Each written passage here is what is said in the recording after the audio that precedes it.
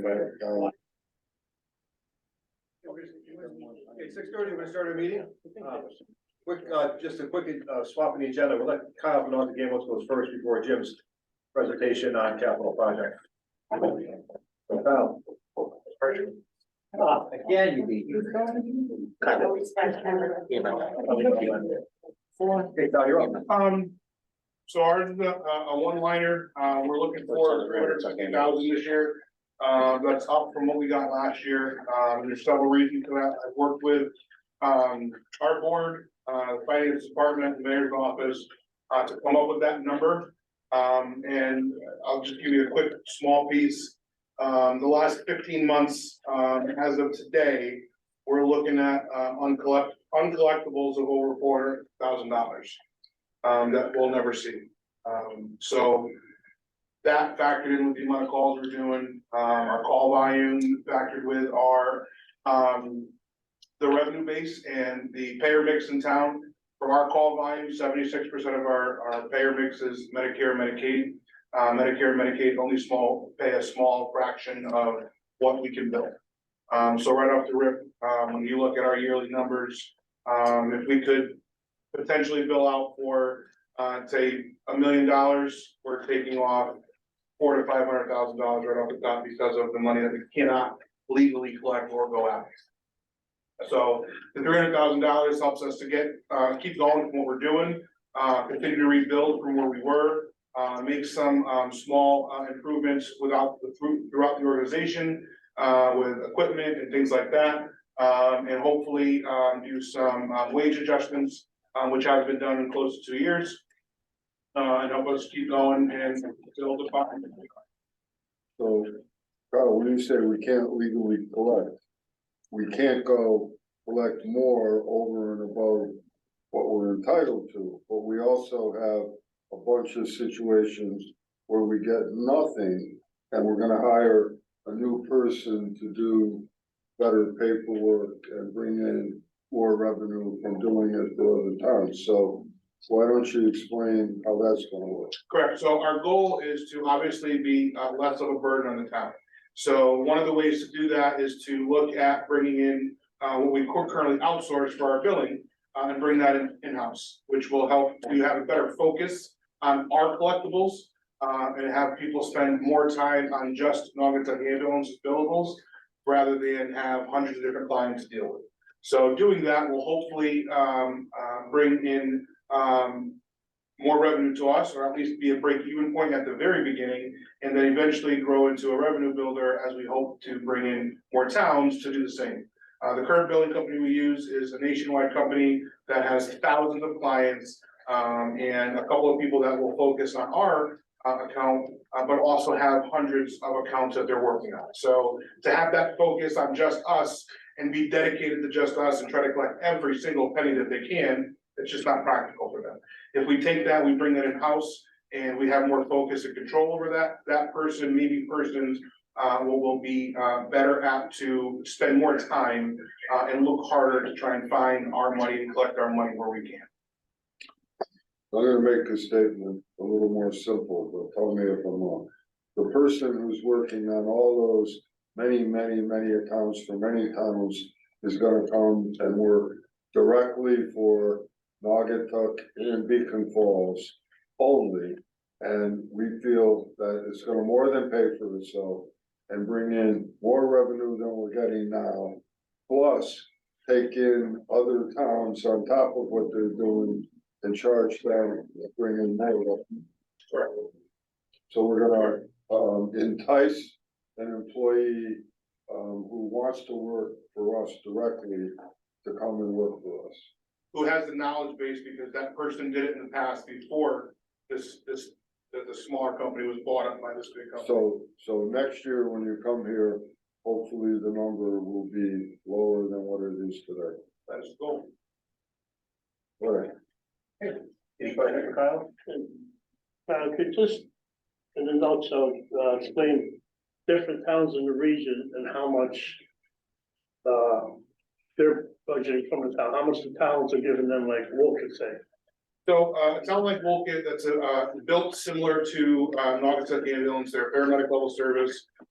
They are technically a volunteer service, so they have a vast majority of paid staff. For their numbers and their budget numbers that they report, it looks like they're going for about $1.2 million this year from the town of Woken into Woken Ambulance, which is again a nonprofit organization set up similar to Naugatuck Ambulance. There's several towns in the area, and throughout Connecticut that struggle. Some very much so. There's one town that an article just came out with. Historically, they've been asking for about $200,000. This upcoming year, they're asking for $500,000. Another town had to go back to the town right now to ask for an additional $100,000 and then increase their ask for the upcoming fiscal year. So towns all over Connecticut and all over the country, but specifically in Connecticut, are feeling the pressure and the lack of reimbursements.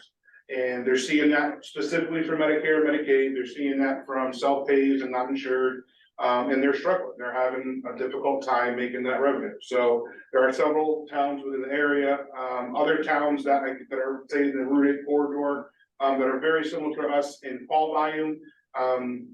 If not a little bit less, I can tell you one's going to the town this year for about 250,000, change from 100,000 last year, as well as vehicles. So there's everybody's asking for more.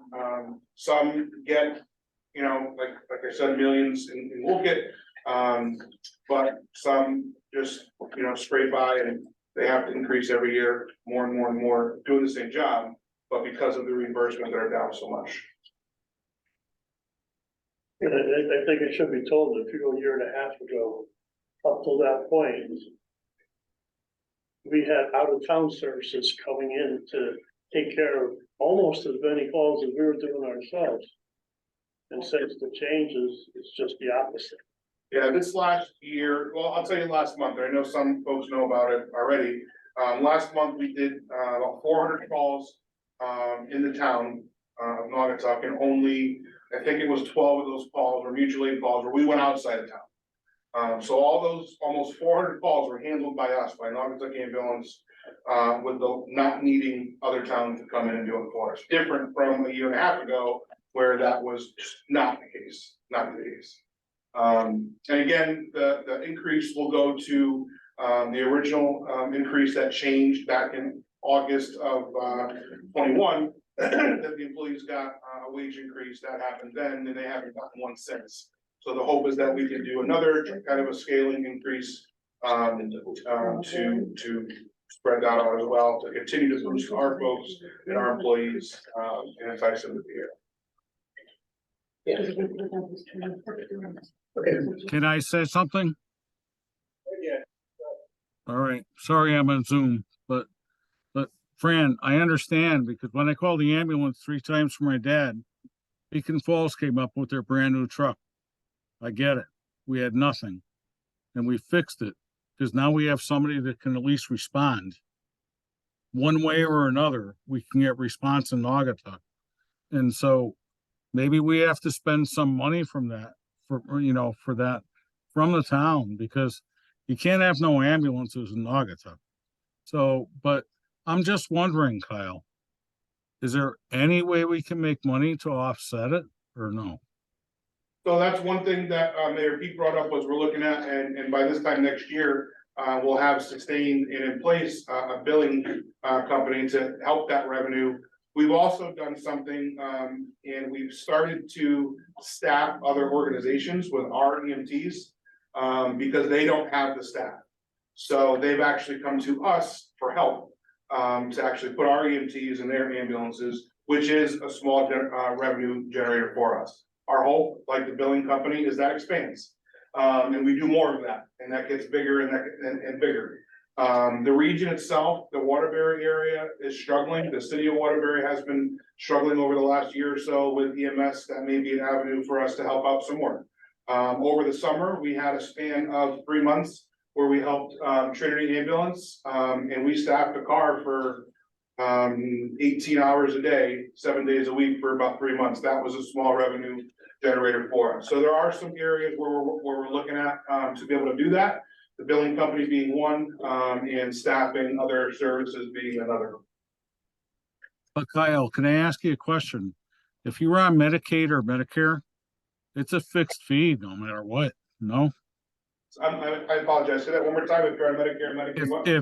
If you're insured by Medicaid or Medicare, or you don't have any money, it gets written off or you can't, or you get a fixed cost, no? So Medicare and Medicaid have specific amounts that they pay, and there's no change. What if you don't have any money? You still come. So in the event that, and that's what I said a minute ago, is we're looking at about $463,000 as total over the last 15 months that'll eventually get written off. And that's from co-pays that don't get paid. That's from folks that don't have insurance or their deductibles that they don't pay. So in sense of yes, to a point, to a period, to a time, yes. If you don't have insurance and we transport you, eventually that will get written off. Well, in that case, I think the town's probably gonna have to contribute money to this for a little while anyway. Couple of years, I wouldn't doubt, until it gets fixed, no? And that's where we're working, that's what we're working towards. So the more revenue generators we hit, and the more things we do to increase our revenues and decrease the expenditures as much as we can. And that's our goal, that's my goal for next year, is that that number that we come to the board with is lower than it is this year. Okay, thank you so much. You're doing a good job. Thank you. Okay, thanks, Jim. Any other questions for Kyle? I have a couple with regards to dollars that you're writing off, is there any collections that happen thereafter the write-off, like are they given handled to collection agency or any sorts? So the process that happens is bills go up from the billing company. They go through a process to try and find insurance, if there is insurance to buy. And then the billing company has a process, we used to refer to it as state collections. They get letters, several letters that come out, they make several robo phone calls, and then it goes to a collections agency. Now, because of some laws that have changed and stuff, for the most part, those don't go to credit reports. So even though it goes to a collections agency, typically, we see a lot of them not respond. After several attempts, then it hits our write-offs. And then we look at it and decide what to do with it. There are times where folks call in, for whatever reason, if they don't have insurance or they have a large deductible to pay. And our billing company will set up a payment plan, you know, $10 a month for however long, along those lines. Whatever it may be, whatever the amount they can pay, big or small. I think what he's saying is if you write it off, that doesn't mean we couldn't collect it for 6 years after if we discovered assets. When you write it off, you're saying we're not gonna chase the people, but legally we could if we knew they had assets. Correct. The problem is we don't have anyone like following up and keeping track of it. Correct. Some of the times that happens, and it's tough to follow up on, like you said, is folks get payment from their insurance companies. And they get a check from the insurance company and they're like, oh, look at that, $500. And they go and they take it, it's gone. What was supposed to happen was they're supposed to take that check, and they're supposed to mail it in. So that's one of those areas that if we had somebody, when we have somebody sitting down and focusing on these things, they'll see that this person got a check for $500 and they never gave it to us. We're not gonna write that one off. Correct. Correct. Correct. And Kyle, just to follow up with any type of, in my industry, we call them recoveries that we've already charged off and we get it back, so then it's recovery. What is the likelihood of funds being recovered once you've charged it off? Or is there any time, and maybe it's too hard to answer, but I honestly couldn't give you a good answer to that, because it's not something that I have any experience with. Typically, once it gets written off, we move on to the next one that we try and get. We don't have someone currently to sit there and say, okay, let's look at, you know, July of 2020's write-offs and see where we're at, if there's anything that we can collect from that. But moving forward, that will be I something. think one of the benefits what you're getting at is that these larger companies, they pick all the low hanging fruit and they make profit from that, and there's enough of it for them to be happy with. Whereas if we have someone dedicated to the collections, they'll go after some of these that the larger companies aren't gonna for lack of a better word, waste their time on. Right. Because they could get all the easy pickings. And they have more to pick from. And that's why they could dedicate a little more time. Let's do an agenda item for Naugatuck Ambulance and bring in the new employee and get some months. Let's look and see if we could find some patterns and some areas that she should pursue. Might have to start tracking the prior year revenues like we do with taxes. So you have two revenue. Yeah, we have a platform with the current company and that's one of the easy ways to look at the differences. That's where we saw the difference from years past to the last year and a half. Which is obviously changed, but that also shows the change in, you know, our write-offs and collections, things like that. Wouldn't some of the insurance companies make the check out to the ambulance corps rather than the person? Most do. Yeah. Most do, but not all of them. And that's where it's not uncommon for it to happen. That, you know, rather than pay us directly, it goes to the patient and it's a patient's responsibility to send in. They know it. They get documentation and correspondence that say, this is the insurance money for your ambulance trip. It needs to be now directed to the ambulance company, but it doesn't. You know, roughly a third of the population in Naugatuck is aged. So if you think of that, you're gonna bill $600 and they're gonna pay $350. That's pretty tough. And something similar with, as he mentioned before, is, forget the Medicare, but Medicaid. The state says an ambulance run is worth $800. But we're only gonna pay you $450 for that same ambulance. So what they say is worth $800, and that's what you collect. They're only gonna pay you through Medicaid half of that, say, or, you know, 2/3 of that.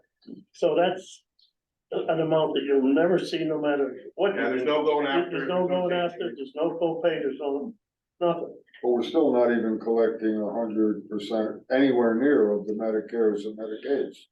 At times, correct. Obviously, we do our best to get those are the easiest payers and the quickest payers, in a majority of our payers, but.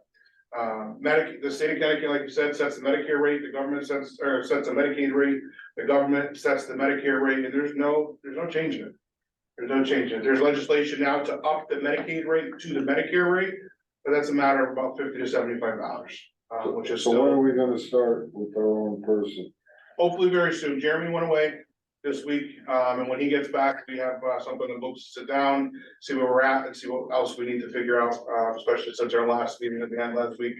We're really just ironing out some stuff, so I'm hoping, Jeremy and I are both hoping by middle of the summer, we'll have something up and going. Any other questions for Kyle? No? Okay, Kyle, thank you.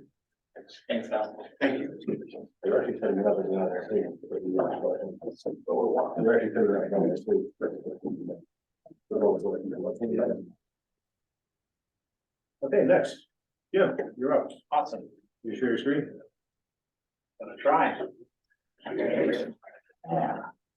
Number one issue with town, right there. Let's see how I can,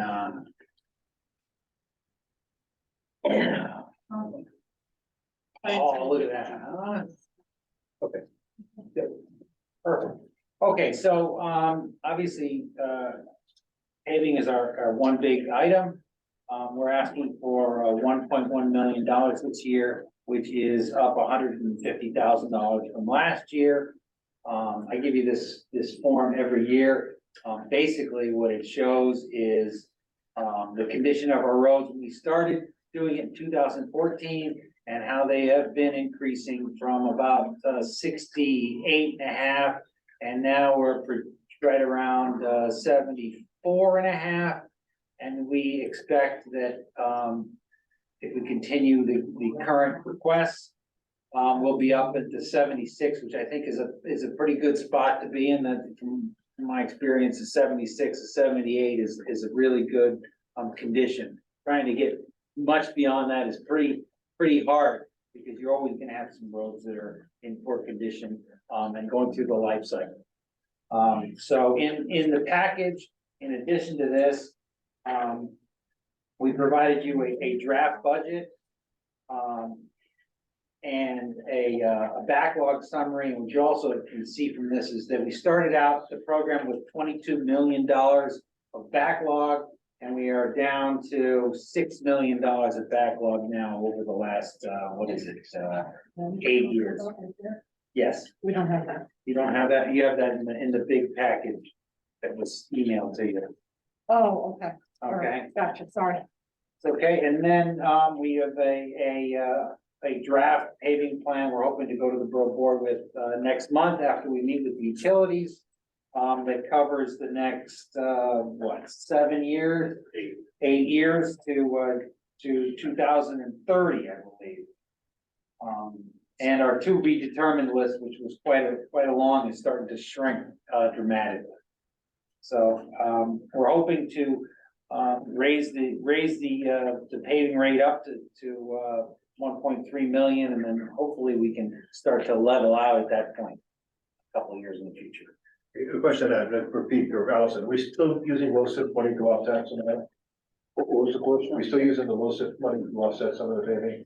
Yeah, so LoCIP money,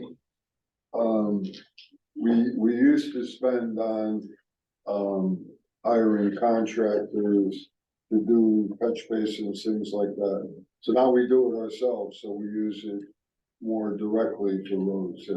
Okay. And remember that LoCIP and LOTCIP. LOTCIP is money that, we use solely for roads. For example, Rubber Avenue paid for by a LOTCIP grant. And LoCIP is money we get every year based on the number of miles of road we have in the town. Okay. And then we also have, what do they call that other money we get, Jim? There's a name for that other account. Oh, town road aid. Town road aid, we also get town road aid. So there's like three or four pots of money that we use for part of our paving plans. Okay, so the next item, we're requesting for this year, we request every year is our town sidewalk plan. So what we've done, and what's happening in the engineering department is they're continuing to survey the sidewalks in town and determine their condition. And we're trying to finalize how much it's gonna cost to really do a program.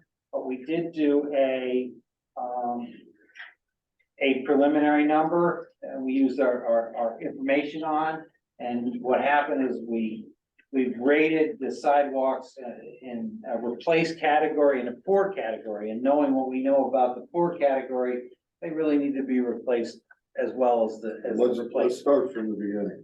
You're talking about sidewalks where it's the homeowner's responsibility to repair. Yes, So we've got a 20 million plus problem of sidewalks in Naugatuck on streets that are the responsibility of homeowners. So knowing that they will never, ever, all comply uniformly, we're gonna try and come up with a plan to do a townwide sidewalk replacement project, including by the store. Central Ave. Teresa's husband, has quite a bit to say about this topic, rightfully so, but, a townwide project where we can tackle things in a responsible manner. So we want to start off with, 300,000, then 4 and 5, and then, stick to around that number and pick off the sidewalks where the safety issues first, your schools, things like that, but start supplementing and come up with a plan where we would expect the homeowners to participate in part, but start taking it on, because if we don't start somewhere, it'll never get fixed. Mayor, if we're gonna do something like that and it's the homeowner's responsibility, why don't we do it and bill the homeowner? That's what we're gonna do. And if but they don't pay us, we lien their property, Let me right? just tell you that on any street, you've got some good people who will comply right away, you've got some people who will never comply, and you got a bunch in the middle. And it wouldn't make sense to have streets, okay, here, not here, or whatever. Right, no, yeah, I So, agree. so, and we haven't done this yet, but the borough board will be working on a new sidewalk ordinance. Which will say something like, and this needs to be discussed and refined, but something like, we're gonna take a townwide approach. And we're gonna do it, every year, we're gonna keep going further. And when we get to your neighborhood, we're gonna have a contractor ready to go at, reasonable lower prices. And we're gonna expect you to pay, I'll say half, but whatever number we pick, and the town will pay half. If you don't pay, there would be a lien that we would collect over time, so everyone would pay part, the town would pay part, and we will start addressing the problem on a uniform basis. One of the problems is you can't just go to Maple Street and fix the sidewalks and then tell people on May Street, well, we can't get to you yet. It's gotta be a uniform project where all sidewalks will be addressed in a logical manner. And there's a lot of nuances and issues, but at least I feel we have to start somewhere. So we're trying to come up with a plan that makes sense. It'll go to the borough board and we'll implement it. So we want to start with 300,000. What would the cost be if the town was to just cover the entire thing? Just Well, so we have right now, perspective here. right now, we're estimating about $16 million worth of work, so how fast do you want it? 20 million. Well, we refined our numbers and did some further calculations and Yeah. we were counting sidewalks where there weren't some, so. Yeah. I mean, So I look at it like the roads, when we started 7 or 8 years ago, the roads were in horrible shape. Now they're a lot better, but we still have a way to go, but in a 10-year period, you pick off most of the problems. I think in a 10-year period, we could pick up most of the problems with sidewalks. Now, if we did it all at once, we'd have to bond it, it would cost a lot of money. Probably cost, I could tell you, it would be in excess of $1 million a year if we bonded it. Is there a way to get the whole town to participate in that cost, like in addition to the taxes, if we all, I don't know, have like $100 fee or something? Well, that's what we're doing with the ordinance. So the ordinance would say that in fact, it wouldn't be $100, it would be 50%. And I just picked that number, but 50% of the replacement cost you're gonna pay. Right, as a homeowner, I'm talking about all homeowners in the entire town, because not every neighborhood has sidewalks. So why I should I know. pay, why should I pay for a sidewalk? Yeah, no, I pay for, You can I walk pay on for the your, sidewalk. no, I don't. well, hold I on. pay for saying your you could. sidewalk. No, wait, Saying wait. you could. I pay, I have a well. I'm paying for your, Diane, there's a legal answer. You can't assess anything unless someone gets a benefit. So if you're getting a benefit, in other words, you have sidewalks on your property, we can legally make you pay.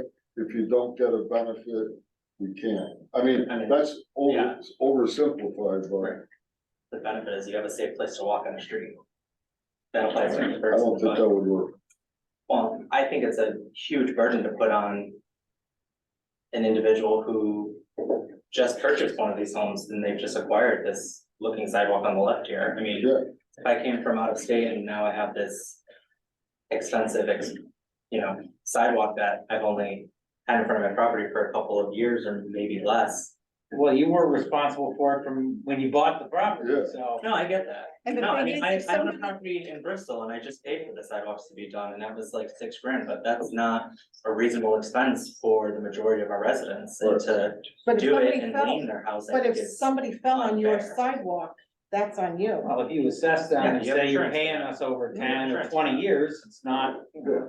By the way, part of it is the sidewalks look crappy, you know what I mean? Like, we do a beautiful road, the road looks great, Jeremy and his crew do a fantastic job, and the sidewalk doesn't cut it, so it's, Who does a good job? there's an Well, aesthetic And value. then to it. ultimately you could tie the sidewalk program into the paving program, where you could have that out ahead of that, so it's all evolving. Yeah. You By the know, way, James, I'm not saying, that's the perfect answer, it's a, No, it's a huge problem that has to start somewhere. Should be all the insurance companies, because some of them require it and other ones don't. Some of them's really hammered down on residents saying it's a trip hazard, you're responsible if somebody falls on the sidewalk, which it is in the ordinance. They are responsible, and then other ones just let it fall by the wayside. There's a problem, it's been a long time to make it. It's gonna take a long time to fix, just as it was with our roads. We've come a long way, so good to go. I think it's now, it's a good start. Just $300,000 is the first step, going up to $500,000 over a few years, and then from there, we can come up with a better plan. But we have, as the board, for a board, we gotta come up with an ordinance that has a little meat to it, because right now, and people have sidewalks, they won't even weed the areas around it, I mean. Or shovel them. Clear or shovel, even though there is, so it just doesn't have any teeth to it. The ordinance to make sure people do what they're supposed to, other than the fact that they could be liable if something happens. But a lot of people don't think that way, they'll, well, fine, I'll just take the chance, you know, if they don't wanna bother with it. You know, people may say, why should we pay for somebody else's sidewalk as a town? It's like giving companies a tax break. It's an incentive, they come in, they make the town better. And remember, I wasn't mayor, but there was that case on, Carol Street. where a gentleman fixed his own sidewalks. Let's just say he spent $8,000. The next year, the town came and fixed the whole street, and he wanted to get reimbursed, and legally they couldn't, so. But that was a nightmare for the guy, and the guy logically had a real beef. That's why it's gotta be uniform townwide. Okay, Pete, can I ask a question? Have you Yes. talked to the chief of police or anything about how to enforce so they get snow shoveled and all that stuff after we do all this? Yeah, I mean, we do in some cases right now, but it's not, we do enforce it, but not on a total townwide basis. You know, in the areas near schools, et cetera, we do, but it's not anywhere near as good as it should be. If it's not there. So when we make the ordinance, it's gotta be tighter, Right, especially living in Union City, the capital of Naugatuck, you know? People just don't do it. So, good to hear your voice, Jan, I'm glad you're back in action. I'm glad you are too. Except you're too big. You're the biggest guy to hug me at my father's wake, so. Okay. Moving along. Next is we're looking for some additional funding, for the design of the, Park Department Armory Bridge. We have had an engineering inspection and obviously it found that the bridge was in very poor condition and needed the superstructure, essentially replaced. Found that the abutments were in good condition. Found obviously, which we saw, which is the stream is encroaching in and diverting the flow up against, causing scour. And we also are going for a local bridge program, state local bridge program, which would fund 50% of the cost. For that to be covered, it has to be a town road, so we did go and got the borough board to accept that section of that road and made it a town road. We still have some paperwork to file with DOT to enshrine it in their records, and we're hoping that that'll work and we can move on. So, question, 72 is the engineering design cost? That's the additional estimate of engineering. Obviously, we're gonna have to negotiate Right. where we're going. I'm just wondering if that's a 5-year capital plan issue. Could be, right? It could be, but that doesn't include the the construction cost. So I'd like No, to but- design it so we can actually No, but- have a good, For this year's budget, it's, if we wanted to, we could put it in the 5-year capital plan. yeah, it's just Is this, Bob not on the? Yeah, he's here. He's Bob, there. I thought he was on. Did you, He was Sheldon in the had- third row of the upper deck. Yeah. it's right. all right, let's just, let's make a note to look at that. But then Jim, question, next year is 650, what's that? That's the engineer's 50% of the construction cost. It's $1.3 million for the bridge? Well, that's what they're saying. I don't believe them necessarily because they're DOT pricing for a DOT bridge on a main road. It's It's crazy, I know. crazy. But, You have your speaker in your mic. no, I've got my speaker and my, Yeah, somebody does.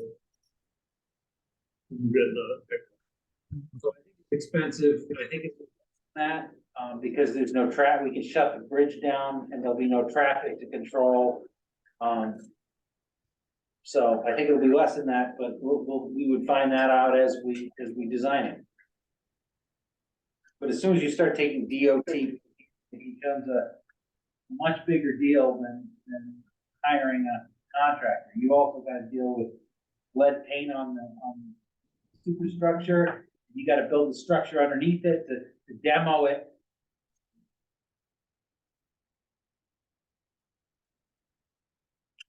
All right, so we'll discuss it. Allison, could you put that on the 5-year capital plan agenda? And then before we do the budget, we'll revisit that. 17,000? 72. I thought it would be a good idea just to go over the next couple of years. In 5 years, Well, hopefully, spread on this. that's what he just said. If we have to pay $1.3 million for a bridge, we'll have to pay $650 next year. But that number seems worth the time. Does that? Yeah, I agree with you. That's what they've told me. When you're looking at things like Golf Course Bridge, I think it's similar. Stuff. So it would be- You're the biggest guy. Yeah, okay. I think we ever clearly defined it. Well, you guys have to tell me what you wanna 5-year and then we can do it. This is one where I would like to do the design now, so we have a better idea what the cost is before we go to a 5-year.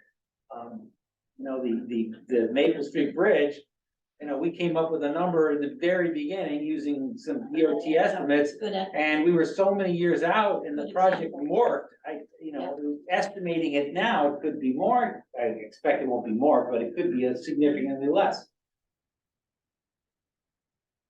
So, that's why I'm putting only the 72, so I was hoping that we could have a good design and know that the state funding was in place and a good estimate. You can do an RFP for the design, or do you have, is there someone doing that already? We would, I would like to solicit the 3 engineering consultants we have as on call. Okay. Good. And get estimates. Okay. Next items are, Linden Park, improvements. Sandra, would you like to discuss the Linden Park improvements?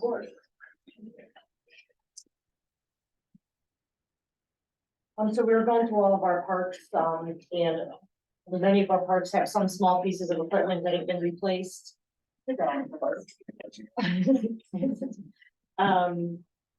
So in looking at all of the parks, we had spoken to, the mayor and decided that, we wanted to do parks in their entirety. I chose to start with Linden Park for this year, was mostly because the skate park was there. The parking lot is in rough shape, the basketball courts are in rough shape, basketball hoops. The playground is a large playground.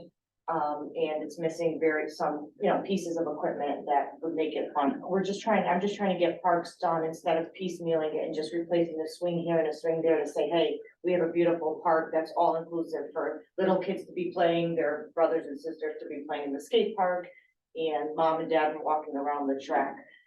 So that's where we came up with that number to replace, to do all those repairs, and we also included Legion Field. Legion Field was just a smaller, it won't take very much to make it look really nice. It's the basketball hoop, which is heavily used. Every time I'm there, there's tons of kids on that. It needs the basketball courts done, the hoops, and some benches. And we have replaced the equipment there, and did some cleanup there, so. Once we could get those two, we're moving in the right track to have all of our parks. It's unfortunate because we have people here in town that are going out of town into Prospect and Middlebury to a playground. And we have so many of them, but there's not really one here that you can say, wow, everything is really nice, everything is new and refurbished. So, We stopped it, we were also applying for a federal earmark this year. Yes. With, I don't know which one, we have one with Laura, it's not her, either with Chris Murphy or Richard Blumenthal. We have the federal government to pay for our parks. And we have a shot at that, I'll say we have a 50-50 shot, so. If we get it, this number will go down to 0. If we don't get it, the thought is that we would fix up whole parks rather than fix them up, piecemeal. Yeah, I like the idea of the whole park mentality too, that, Mhm. especially with Linden, I mean, I just walked through it today when I came up for our afternoon meeting. It was packed. Yeah. All ages of, Yeah. not just kids, there were seniors there, their families there, younger couples walking. I mean, it's a park that deserves our attention. Yes. And, this is a great idea. All in one check, and then we can look at the next one. Yes. Very similar to like the roads kind of thing, come up with a long-term plan. Kim and Emily at the park department have been working before I became the superintendent. They're trying to push that money. They get $25,000-$30,000 a year. But by the time you replace broken parts and missing pieces, I mean, you could only imagine that the cost of these pieces for these playgrounds, it's insane. I mean, a slide costs $5,000. Then I had spoken to Jim and we thought, we need to get parks in their entirety done because a nice little, teeter totter looks nice, but everything around it is kind of crumbling, so. That's I have a our, question on Linden, the pickleball courts, yes, that's already, those we already have the equipment. Already stuff, underway we're just and waiting ready to for go. construction to complete, at the skate park.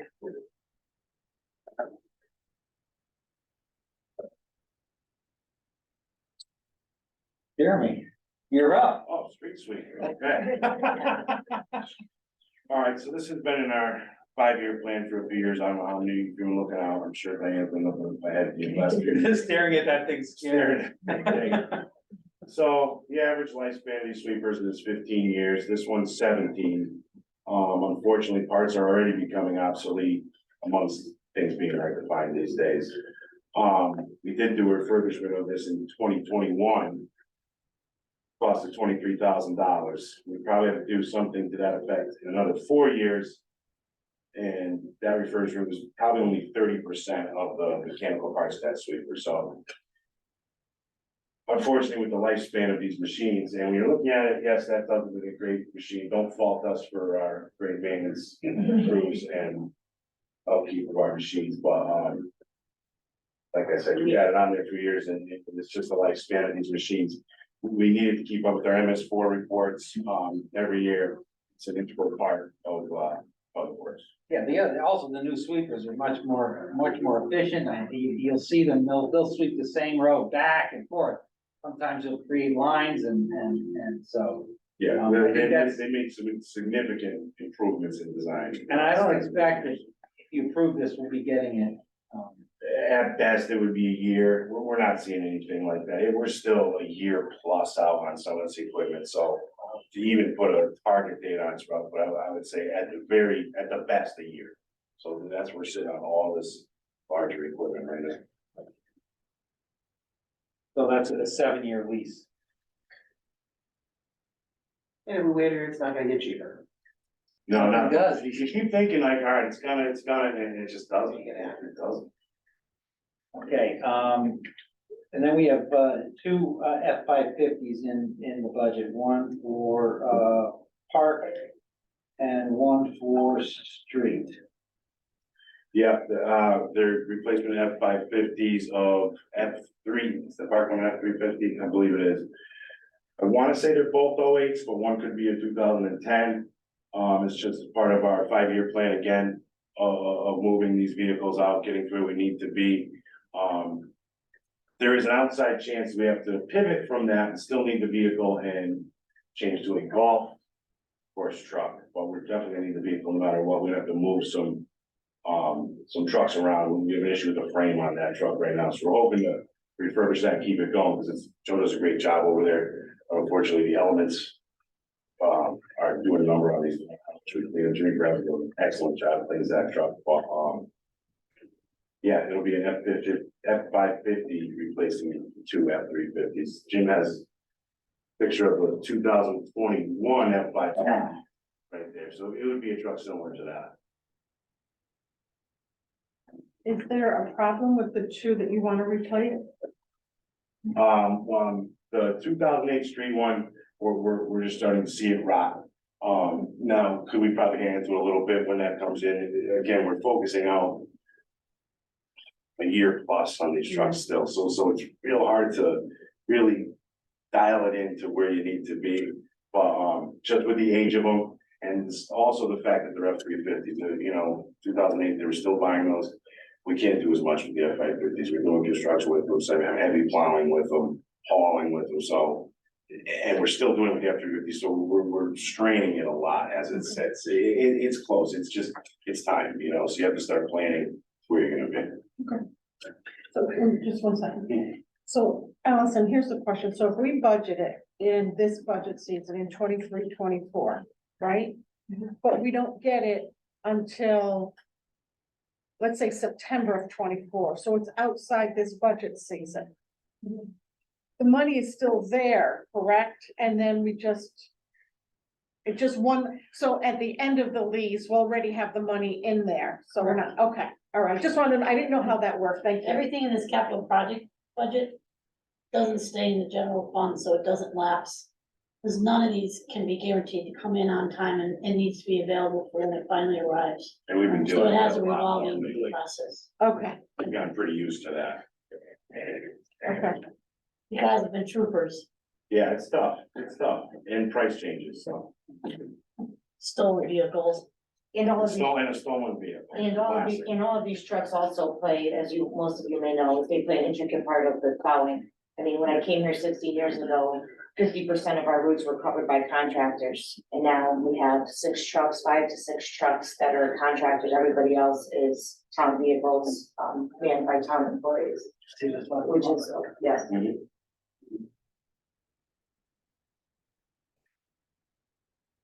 So this is, the next item is it's the year of the storage containers this year. So who wants to go first? Well, I can do mine quick. The street farmer garage is, it's just outdated, for what we have in there and what we're doing. Obviously, we bought some equipment over the last few years, and I need room outside just to store stuff that we just don't have to.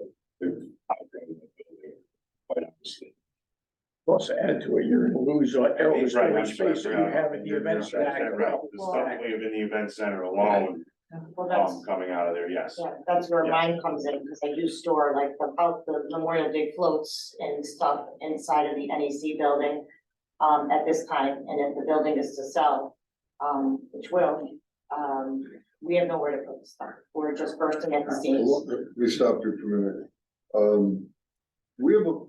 Didn't we do a cost estimate? And aren't we looking at building a, whatever you wanna call it, storage area at the Armory? Yes, Yes. My question is, did we apply for any federal funding for that? No. Or we're just still investigating? yeah, we're looking to, hopefully, eventually, if we could get any kind of funding, we'd like to build a building on the Armory site, the park department, garage site, to be able to absorb some of the park department equipment and potentially some of the street department equipment in the interim of this, their Miscellaneous. multi-million-dollar Yeah. facility. Yeah, so we thought we could get a 40 by 100, cold storage, building in that location. Yeah, Well, we can. We just have to figure out how to pay for it. yeah, I mean, based on measurements off of. If you look at it like a Butler metal frame building. Yes, Yeah. I mean, that's what we're trying to price out. Or onset building, or Yeah. Something else. Let me say one thing. I'm so glad we have the grant writer now because we have so many applications. We're so much more aggressive in our efforts to seek money, number one. But number two, and more importantly, now for the first time, there's money there. So even though we didn't have a grant writer in the past, I don't think it hurt us too much. It did hurt us. But like right now, if we didn't have someone, we would miss lots of opportunities where we have a real chance to get the money. And I'll also say this, we're in the process of trying to entice our grant writer to be a full-time borough employee because not only are there more opportunities for money, but we also have to keep track. Allison's gonna like this part of the money we're getting from the two big grants we just got, and there's tons of paperwork, tons of requirements. You gotta dot every I, cross every T, do it right, and if you do, you'll get even more money. So it's just a lot of moving parts with the money. Joe, you want to talk about your container too, well, you have the slide up? Well, I'm putting in for, Annex 2 also for storage at the golf course. And, putting in for a, chemical storage, container. That'll be separate from the golf course that, hope you can put heat into and I can keep chemicals outside of my building during the winter. It's just a safety thing. And, keep the chemicals away from other stuff. I have a picture of that if you want to see. There it is. It has a storage container in your function. Come run in there. I'm surprised you haven't been told you needed that. It's, right now I have everything the way it's supposed to be, Oh, okay. but this is like better. Yeah. You know, and, In today's world, I'm just Yeah. surprised that they don't have something like this right now. Yeah, now we have to keep them at flammable. And it's metal better, it's better blockers, for the fire department too, they'll know. where everything is Mark, located. Yeah, Yeah. everything's located.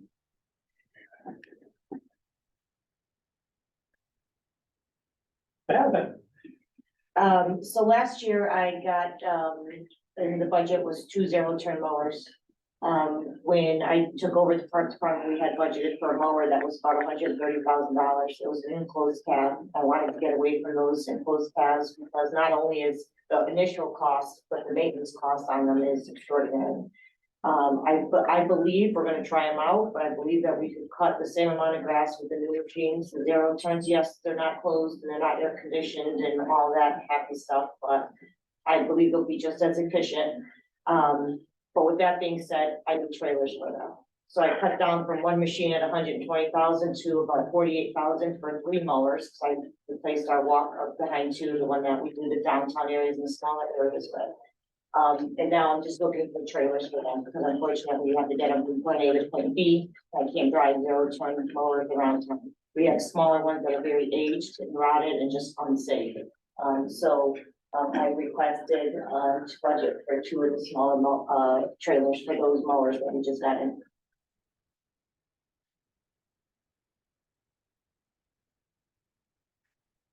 And then, as Sandra covered already, we're asking for the same $30,000 playground repairs that we do each year.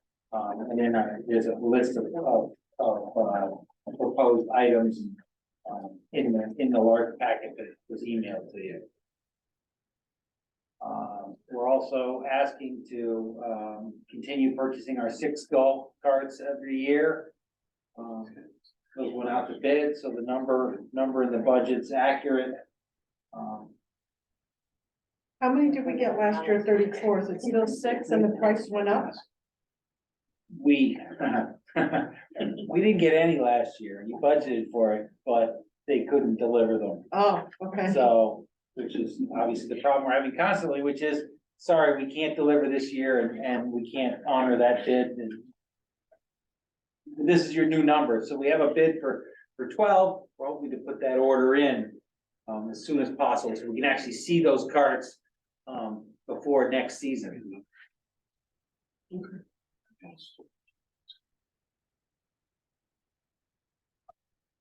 In addition, Joe is looking to replace 4 of his green covers. I got this on the picture offline. Or online. Joe, you wanna talk about your, Every year we cover the greens to protect from winter damage, ice damage, wind damage, cold temperatures, and particularly the 5th green, the sledders that slid down the bank. We were in need of 4 covers that this year just, they were at their age limit anyway, and they just got ripped apart by the couple windstorms we had this year. next item is, a replacement plow for, Joe's, plow at the golf course. Oh, I didn't know, I thought you were gonna keep going, yeah. No, It's no, the plow for Joe's truck at the golf course, which we do use in all storm events. The golf course, along with the bar trucks are utilized. That just aged out. Matt has repaired it numerous times. Matt's our chief mechanic. And welder. Excellent job. It's at a point where it's beyond repair, where it just needs a replacement. So we can put it back onto another truck. Doesn't need a whole new plow truck, just the plow.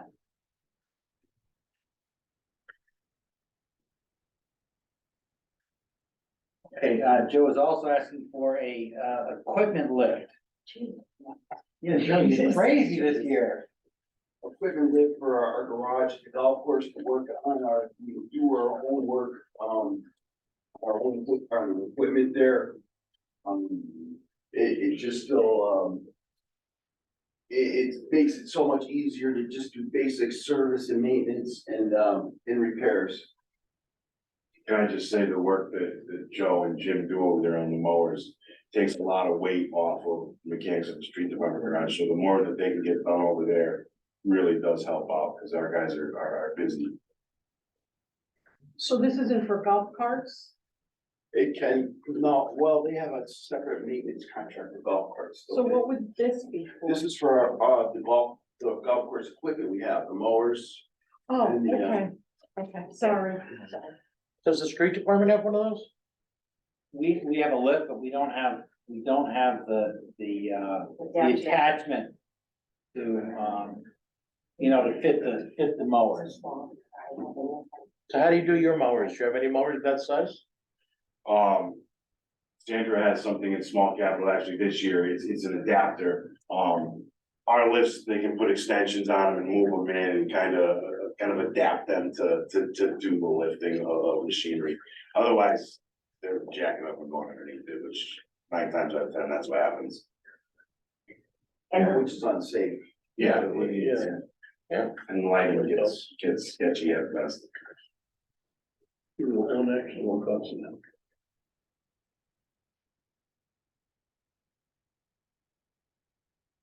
Okay, the next item, I'm not sure whether I'm going in the right order or not, but was the sanitary sewer rehabilitation. We're contractually obligated to make a certain amount of repairs to the sanitary sewer system annually.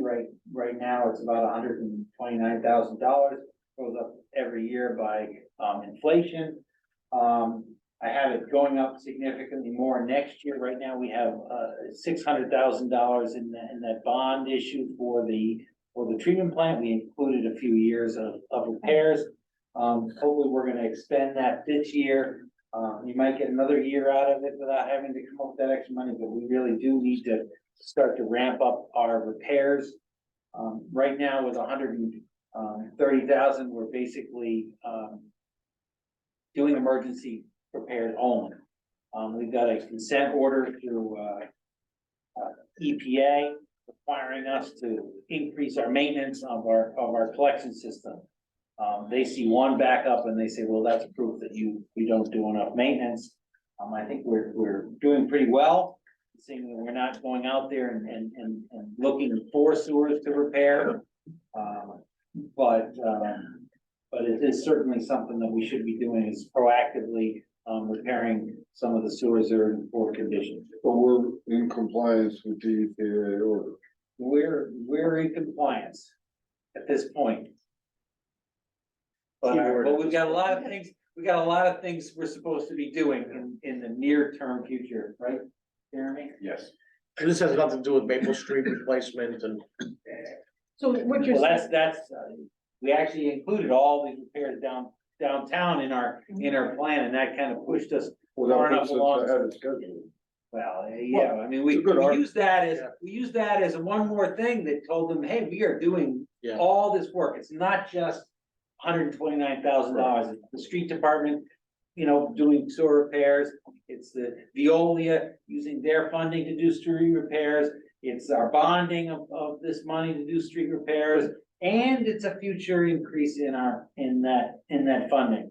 do they expect you to go through and scope out all the sewers in town? Is that what they? They expect you to have a regular TV program to televise, have a regular computerized, system to track the overflows, to flush them regularly, to smoke test them regularly, to predict, have a GPS or GIS system to know what material they are, what condition they're in, and treat it like a real, It's impossible. treat it like a 747. Jim, do we still have interconnection between San Antonio and Storm? I hope not. I don't know, I know that was an issue. You know what, years ago.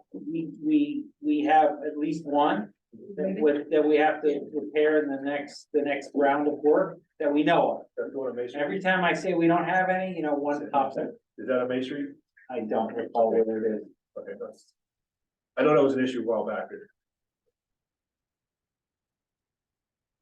So, okay, the next item is the recreation ceiling, the armory ceiling in the conference room. We had asked for money a few years ago in the small capital items. Project was never done because the funding wasn't enough. We had enough money to do the ceiling, but not the electrical work. And so we're asking for it again. That money wasn't, The ceiling was repaired.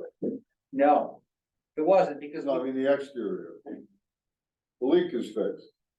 there was no Oh, leak. yeah. This is just, This was just a division of the rooms at one time, and then, but there must have been something prior to them, they just never repaired it, but yes, there's no leaks in the building. no.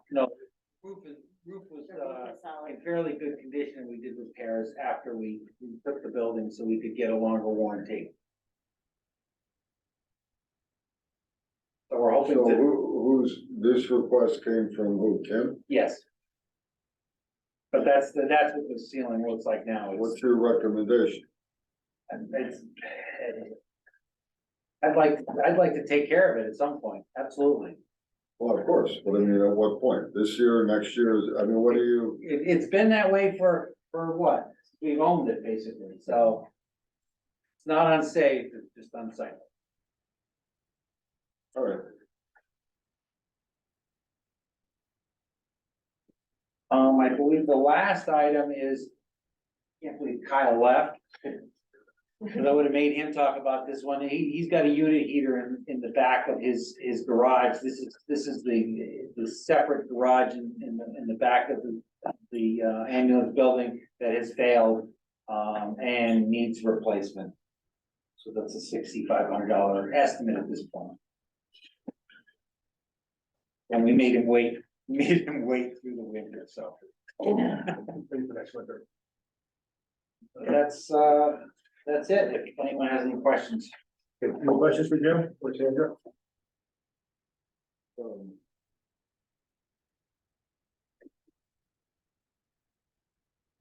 So Allison,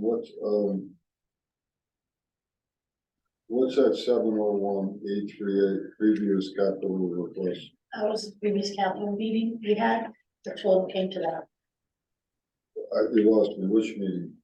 The, 5-year cap project, the capital project meeting we had, that was. Oh, for the without- rest of the town. Correct. Oh, okay, all right. But No, I got it. I just meant, Fran is in this one, so. no, I just, all right.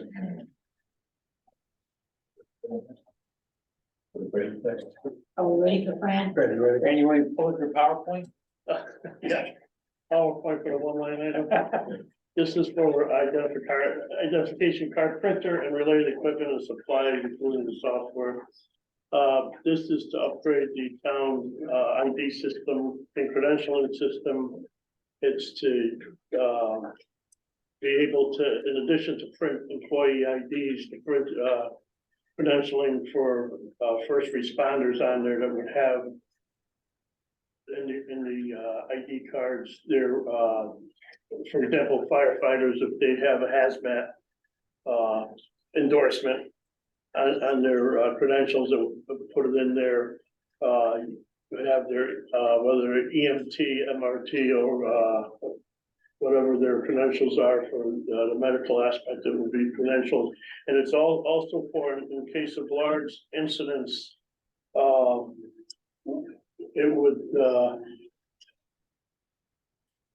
be able to be used for accountability at large, so for example, like when we had the bridge collapse, that we knew what first responders were in the area, which ones were not, which ones, based on our credentialing, should be in the area, which ones would not. And it also has the ability that on the spot, if we get like a major situation and we have, you know, say if a fire company from another town coming in, we could do on the spot credentialing, take their ID card or their driver's license, credential them with our credential, and know that they're in that hazardous area. And in addition to that, it would have the HID encoded on there for our future upgrade to access control for the buildings, for the doors and so forth. We plan in the future to upgrade the access system for that. So it will encompass all of them, in addition, as opposed to just being an ID card for an employee. And each individual department would have their own coloring and logo on the ID card, so you could identify which department they're from, if they're from the town hall, and, you know, which employees work in that particular area, you know, or public works and so forth. So, and this estimate is based on what I see a state contract of $5,000 for the entire system. Okay, any questions for Fran? The ID system? Fran, does that include blocks at a town hall? So we can get in there when we want to and stuff? The intention, I know Jim was presenting a access control, I think he was including the town hall. But as we progress and as we go forward with upgrading the access to, you know, the locks to all our buildings, it will be included in that. I'm not worried about all our buildings, just the town hall now. I'm only a Burgess. You know, Yeah, the answer is no. so the answer is no, so we're not getting that done either. No. Okay. That's the card system that I'm talking about would accommodate that once it's done.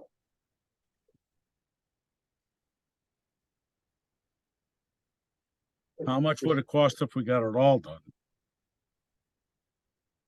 That's a different price.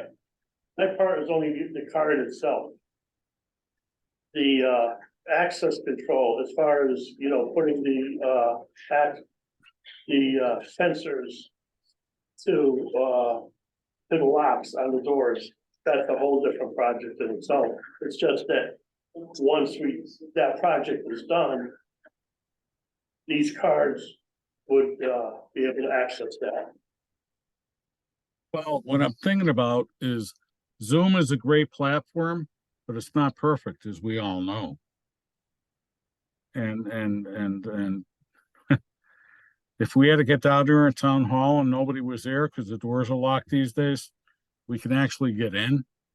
And Jim K could make a conference room upstairs that's worth a lot of money. And that it's probably worth it. It's not worth a lot of money, but you know, it's worth probably tens of thousands of dollars. But it'd be worth it for now, you know? That's the only thing I'm thinking about, friend. And, when he presented his budget, he mentioned that project. Okay, so, yeah, that's a whole separate project under IT. Do we have any other? Okay. questions? Okay. Do we have any other, questions for Fran on the ID system? Just as a historical note, we did originally have a townwide ID system. It was gonna do Homeland Security about 20 years ago. That system is long gone, it's obsolete, and, we currently really don't do IDs for town employees anymore. Right.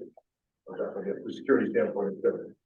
Okay, thanks, Fran. And by the way, that would include enough cards for a few years. Okay. It's not like we're gonna need a ton of supplies the first year. We're gonna go through enough for each employee to have a card. And after that, it's just as they're hired, lost. Is that school system also? I'll do that. School system will be separate, but we could use that for the schools. I don't know. They're the Board of Education. Okay, thanks, Fran. HR. HR, okay, thanks, I have to go out there. Then we have two more items I was going to add, well, one's a new item, it's not on the agenda, is Veterans Council. And then fire police budget, and the mayor. He's going to talk about this, yeah. All right, so on the Veterans Council request. So every town has a municipal designee in charge of veteran affairs. So in Naugatuck, it's been John the Bishop, and he's been doing an incredible job on that, as well as the Memorial Day Parade and many, many veterans events. John is going to step down in that position, as well as the Memorial Day Parade. And there is no one stepping forward to take over the role at the level that he pursues it with. So, you know, they originally requested a borough employee.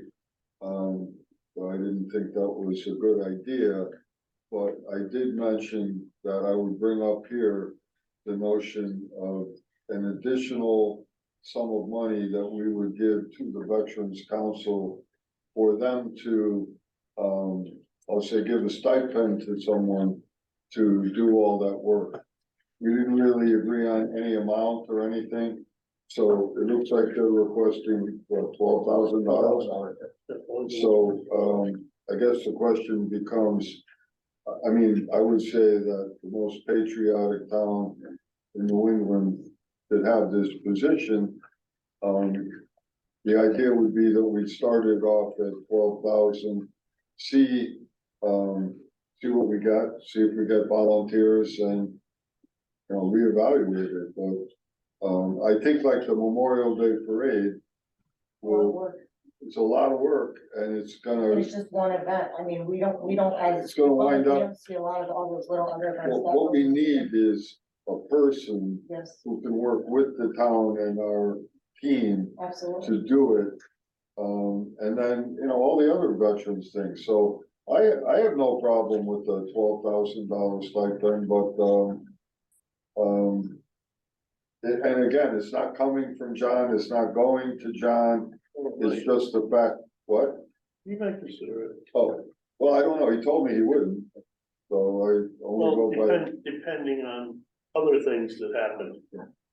He told me that he does not, that he's stepping down and going to a state level, Veterans Council role. Yeah, he's running for state office with the American Legion. And we had a lengthy conversation, Saturday morning on Hunter's Mountain about this. Yeah, that's actually Friday morning. And, it goes far beyond what's just written here. It goes to have a, veteran service, officer, that would, help with things like the Soldier Sailors Marine Corps Fund and to get, veterans help that they need.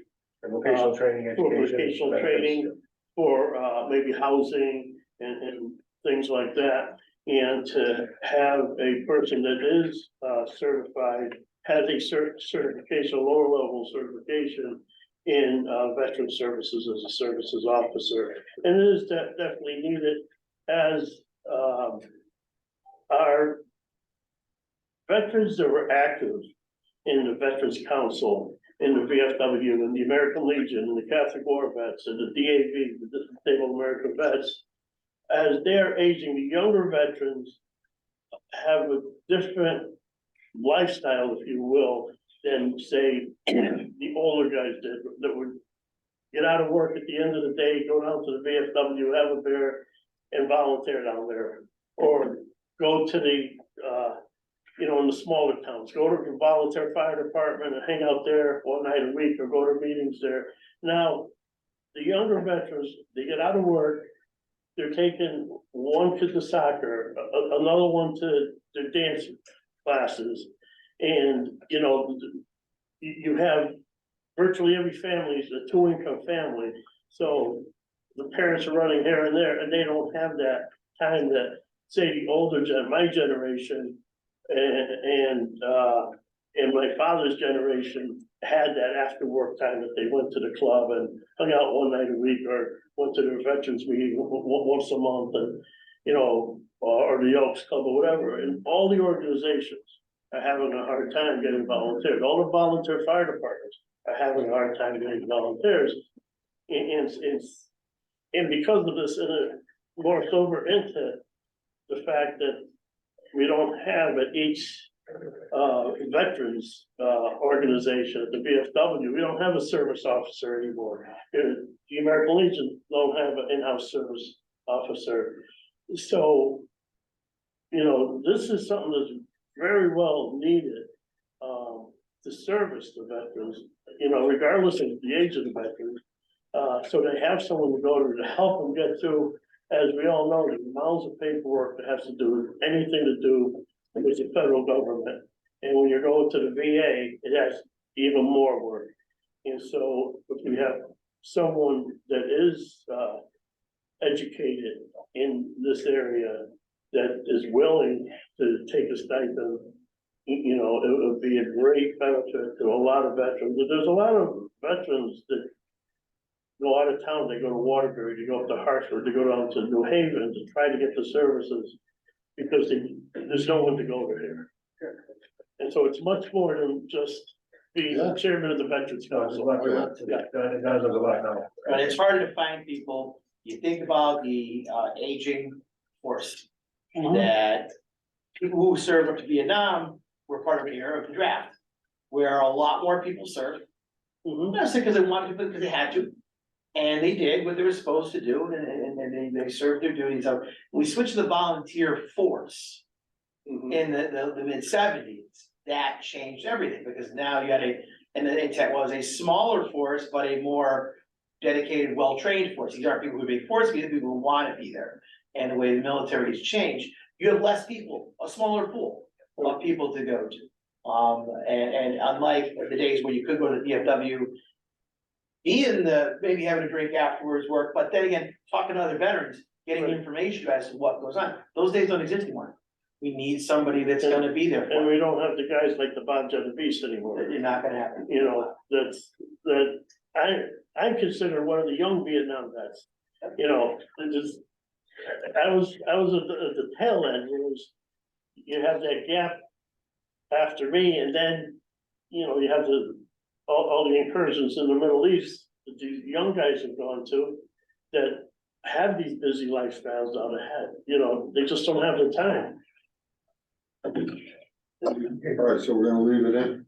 Yeah, and like I said, this is much more than just being Yeah. leave it in, Pete, please. That's just the chairman of the Veterans Council, it's much more than that. Yeah. All right, We so can't leave put it another in. 12 grand towards people to serve their country, we've got a problem. Right, exactly. So fire police, so we determined, well, there's a lot going on with the fire police that goes way beyond the finance board, but, we are, I'm gonna say, restructuring their organization, and they're gonna be, doing more traffic work. And we're gonna get them uniforms and badges, which by the way are required by statute. Now, having said that, Fran, we're not gonna get them dress uniforms, we're gonna get them regular uniforms. Right, and this is for dress Okay, uniforms? well, if you look at that, there was a mistake, and I apologize for that. Danny sent me an email, and I forwarded to without much of an explanation. And it was thought that the 15,000 was in addition to the 10,000 that was already in there. Actually, 15,000 is the total budget they're looking for. Okay, so I have the email. if we give them 15, they can get the uniforms and the badges? And that's what their, their request. And I have an itemized list that he gave me. Well, let's back up. We gave them 10,000 last year and they didn't spend it, right? Not yet. They have something, I think they have some stuff. There's some stuff that it's been ordered and hasn't been delivered yet. Yeah, Well, but the past 2 years, they've only spent 14 and 1,800. But they didn't get the uniforms. But in 2021, 20 to 21 and 21 to 22, Let me say this, I gotta say, I have to say something. Fire police provide a lot of benefits to the board. I agree with that. About, I don't know, 3 months ago, every one of them was gonna quit because of their perception of how they're treated by the town. And they were right about a lot of it. Having said that, we're gonna get them uniforms and badges. And, we've restructured the way they're organized and will be overseen. And they're now happy and they wanna perform more work. The work they perform really has nothing to do with the fire department, it has to do with traffic control. And they're gonna be trained in traffic control, and we're gonna try to find a way to make a profit from them. And we're gonna give them also, safety patrol powers. So we're gonna get, over time, more volunteer work from them. In return, they wanna have uniforms, so we're gonna get them uniforms. The problem I'm having here is understanding, what they need for that, because I don't think it's $25,000. no, it's not. Is It's it 15,000? 15,000. It's 15,000. It's 15,000, and I have an itemized list here. Alright, so, What it was put into the sheet, I apologize, but it was added to the alright, test. so they can So spend, it's 50. they can spend the money they got last year for whatever they wanted last year. And we'll give them 15,000 for For the this year. year, right? Yes, Okay. that's what fire police total request is 15,000. That I got from Dan. There's a good chunk of the money that's not expended is tied up in, money that's already been allocated. Yeah. Okay with me. I know the story. Okay, good. Okay, any other questions on fire, please? And if anybody wants, I could forward the email itemization of what they're looking for. Okay. So you want community services next? Sounds like right at top there. Yes, Okay. Bottom of the line, again. You good? yes. Go for it. So each one of these is a community service program that had an individual budget they were all minors. Saved a few trees. Thank you. A lot of them have, a little increase. And, some of them had no changes at all. I don't know how much detail you want, or if you want to ask me any questions on it. There was a huge turnover in staffing in a lot of these programs. So there's a lot of newbies on the other end that are kind of, Fortunately. Allison? Director. I'm sorry. Okay, Jim? Allison, Greater Waterbury Transit District stayed the same? yes. Did They- did they they have- send any reports to you or anything, or should I get them? I have the person who is Jan, I have been in contact with them, they're working on getting them to me and I will follow up, Jan. I'm good with it. Thank you, so I don't have to do it. Thank you very much. You're newbies again, Jan, but I have their numbers. Jan, in Phone number. actuality, they were looking for $250, but they decided against it because they didn't wanna put you in hot water. It wasn't $250, it was $220, I believe. Yeah. For the record. For the record. All right. Stop the discussion. Okay, And then the Naugatuck Valley Health District is going up a bit. Allison, what do you know about that? They just gave me their new budgetary numbers. do they do a per capita charge? Is it per capita? I thought Yeah. it used to be. Yeah, but I don't know, I think the rate went up because. I don't know, The rate what, went- what did they say? Just the rate went up. I'll find out. We're not done yet. It's round one. I'll find out for you. All right, Well, they sent us a letter. It's per capita, but the per capita went up because their costs went up. Huh? You shouldn't. Yeah, thank you. I have the reports, just. Oh, I know. I didn't- I'm not questioning you. I think Jess is gonna start to charge by the hour now, when she gives a speech. No. We don't have that much money. No. Okay, any other questions on community services budget? She's another one that's worth the weight in gold. How wide?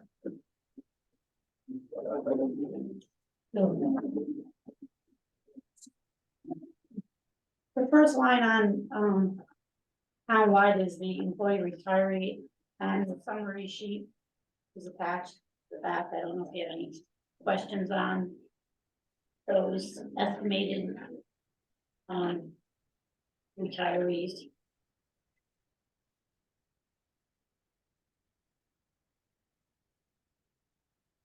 Think that is a no.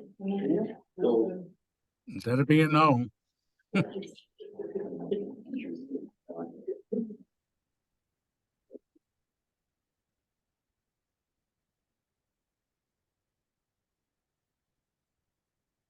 Okay, I'm up with the whole thing or with, I just started with the first line, but you can go anywhere you wanna go.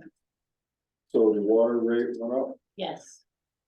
The water report is attached, Yeah, I didn't exclude.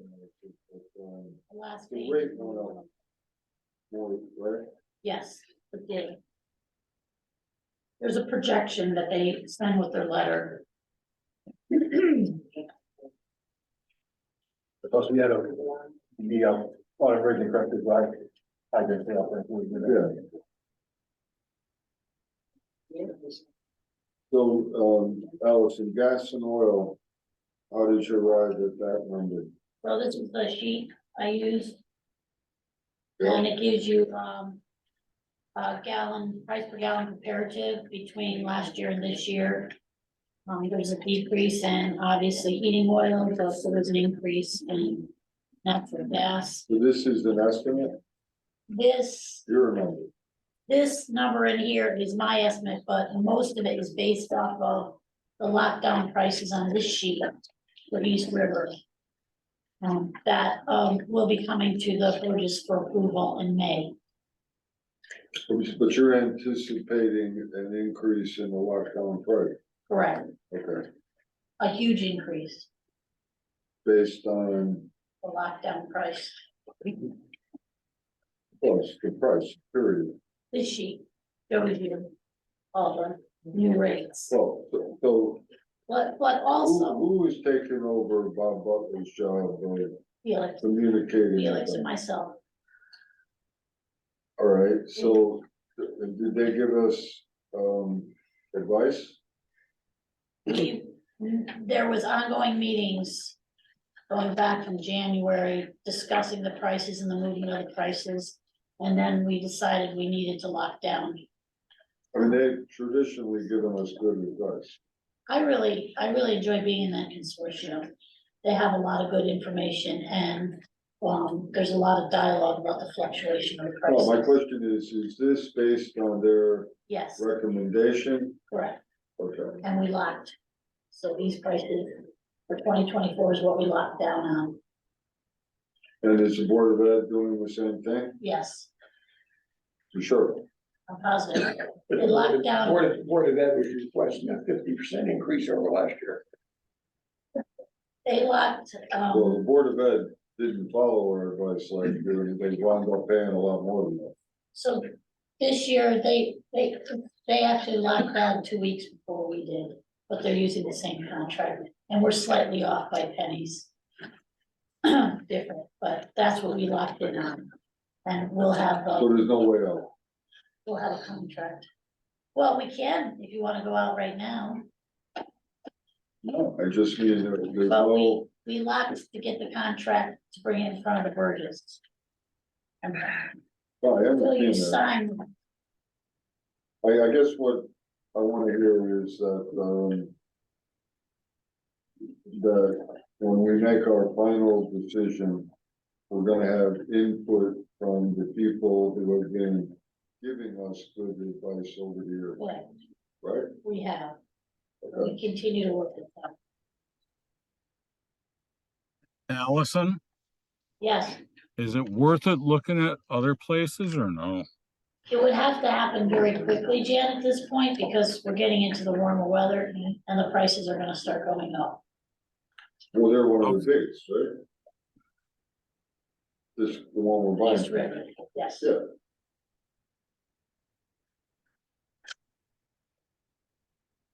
Well, we gotta do what we gotta do, so. All right, so what is, what's our schedule for, like, next week, what is our schedule called? for? Review the whole budget. Final review. So, hold on, what? So based on last week's discussion, I pulled the actuarial out of the budget, the actuarial costs, based on our discussion last week, Yeah, that was 120,000. sure. I just wanted to put that in. Okay. All right, but let's, is this the calendar? Yeah.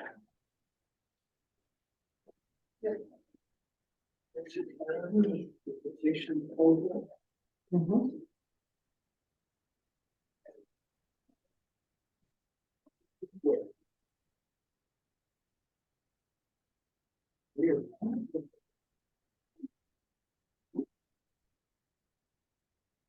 Yeah.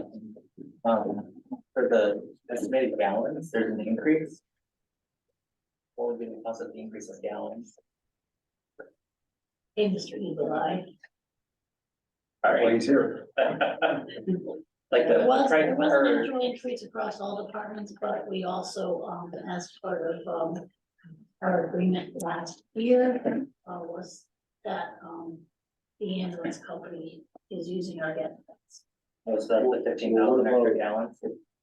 What about getting rid of the event center? What's our biggest user? Of gasoline. Oh, gasoline, I'm not sure, I know. Well, I'm looking, so. I just added up the total gallons and we're up 15,000 gallons. Right, some of it I is see not how- with the ambulance and some of it is overall usage in the use. Okay. To Pete's, the They Tom Light can't- oil is down 12,600 gallons. I Right, assume that's We the. removed 2 tanks Okay. and we went to natural gas. Okay. Everybody thought all last year's natural gas. But we factored in that we're gonna sell the event center. No, Well, Tom Light oil is down 12,600 gallons. Well, we did in the event center budget, I think, because we, budget money. yes, yes, I'm sorry, yes. So- Yes, because I keep forgetting, The event center is not in town-wide. Help me on that one. Well, let's, hold on, let's run that through. Well, why would it not be in townwide? Because we Because ran we- all of its building costs through the event center budget. Okay, We so kept we've it isolated. eliminated that cost by Correct. eliminating the whole budget, okay, all right. Good question. So let's go through the calendar here. So. I'm talking about more me and you right now, Alice and Shelby, Yes, but we've got to, I'm gonna say, assume. On the first cut, that everything we've done so far is gonna be in the budget. correct. And then we're gonna make our final decision on the phase-in, which we know is gonna be 40% in year one. And then we've gotta see where we are, and then if we're off, I'll say 500,000, we'll come back here and decide how we wanna handle it. We need to talk to, Bill Hersman about, the building permit. Yeah, well, that's part of revenue. That one I don't have my head around. I got, okay, but there's, Yeah. and then I also have to fill out the revenue sheets for a whole bunch of things where we're gonna have more revenue. Okay, I have that for you, Brad. So let's do that this week, right? You're getting all excited and. No, but I wanna, I'm not excited, I just wanna see where we are so we can decide what we have to do here. I mean, in a perfect world, we don't have to do anything, right? But it's probably not gonna be perfect. We're shooting for it. What? We're shooting for it. We're aiming for it. Hey, get the revenue in now, so we know. Please. Yes, okay. Do we have anything else under townwide? Any other questions? Just a reminder, tomorrow night, we have a finance board meeting at 6:30 and joint boards at 7. All right, so hold on, Allison, if we're gonna. Well, let's just think about it, so we review everything next week, but it would be nice. If we could do it before next week, Agreed. a preliminary, Yep. like redo what we did the last time and see where we think we are. Yep. And then I'll rerun it. we'll, so. It seems like things are happening faster than these weeks are going by. That's been my complaint for years, I agree. It's way early. It's way early. I agree. It seems like it's way early, but actually it's not too far away, maybe a little bit. Well, the only big issue is the state of Connecticut, which is Right. always the issue. Yeah, we always do the final in May, the first, second week of May, that's always done. Well, that's the final. Right, Are right, we right, right. missing something in the schedule? Don't we usually have two finals, the final, but then, No, we do the final with the finance board, and then we do the joint board presentation, Which can then we change, do so, public hearing, and then we do the final, three which reviews. is 3 days after the public hearing, We get three shots at the budget. 3 shots at the budget. but I'm sure for me and for everyone else, that knowing what it's gonna look like with the phase-in is what's really important. That's the end, But how do you explain that? How do you explain that to people who aren't paying attention? How do I explain it to people who are paying attention? Well, Sure. besides that, But honestly, the people that aren't paying attention don't matter. well, they do. They'll just blow up later. Well, that's what I'm saying, they're the ones that are gonna be screaming for a referendum and all of that, that's Well, the here's problem. what's gonna happen, Yeah, you better stay off Facebook then. no matter what, Thanks, Fran. no matter what we do, we're gonna have a lot of people who are gonna hate the budget, we're gonna have a lot of people who are gonna love the budget, and the biggest group is gonna be in the middle. No matter what we do, Right, that's what I'm saying, that's what we, because the people who are gonna like it the least are the people whose who've been undervalued for way too long, and the people who've been overvalued are gonna love it, so it's an unusual situation.